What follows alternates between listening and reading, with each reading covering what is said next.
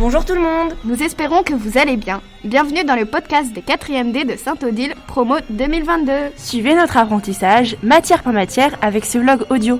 Nous vous ferons réécouter nos travaux et découvertes. C'est parti!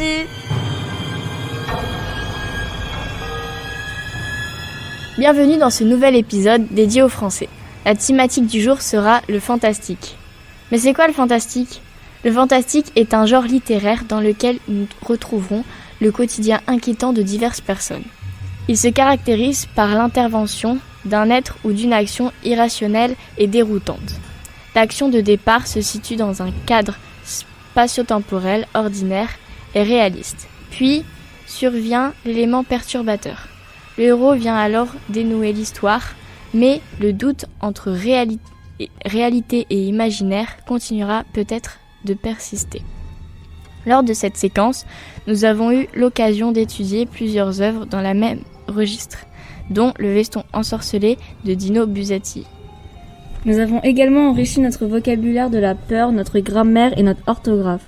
Et puis c'était à notre tour de faire travailler notre imagination et d'écrire une nouvelle fantastique. Chacun d'entre nous a donc composé son histoire et nous avons ainsi appris à créer une œuvre originale et une atmosphère surprenante.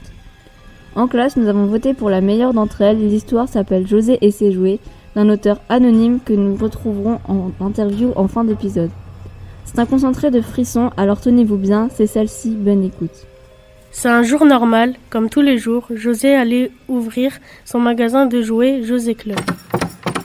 Comme tous les jours, il oubliait ses clés et dut aller chercher celle de secours sous le pot de fleurs, qu'il nommait Harry Potefleur.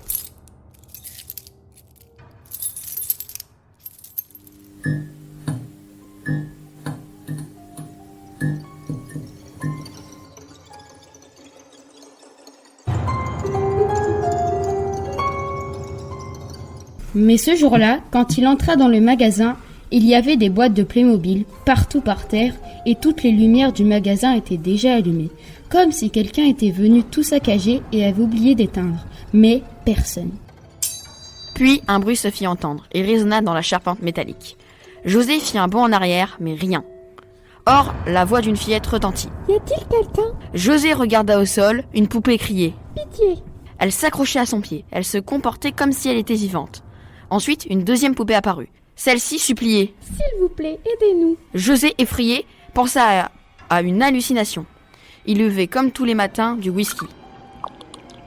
Mais il comprit vite qu'il n'était pas dans un rêve. Tous les jouets prenaient vie. La figurine géante de Shrek lui faisait un check. Les posters des mignons se mirent à virevolter. José paniqua complètement et s'enfuit du magasin.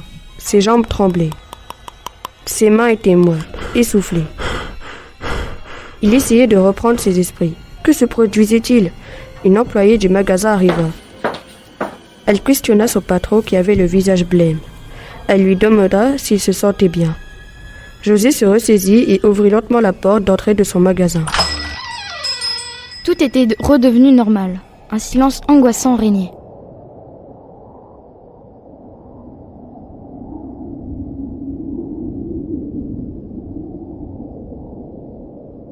Il laissa son employé s'installer à sa caisse. Il se mit à parcourir prudemment les allées.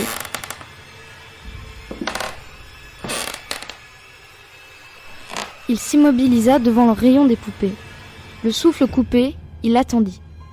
Alors, une voix d'outre-tombe suraiguë s'exclama. Nous reviendrons chaque nuit.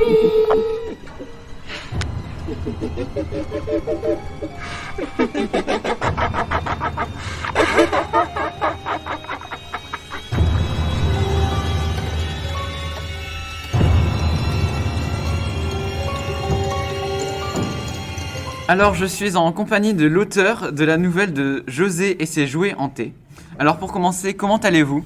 Je vais très bien et je suis content que ma nouvelle soit utilisée pour un podcast. Où et comment vous trouvez votre inspiration et vos idées? Je trouve mon inspiration et mes idées farfelues pendant les heures de permanence où je trouve le temps long.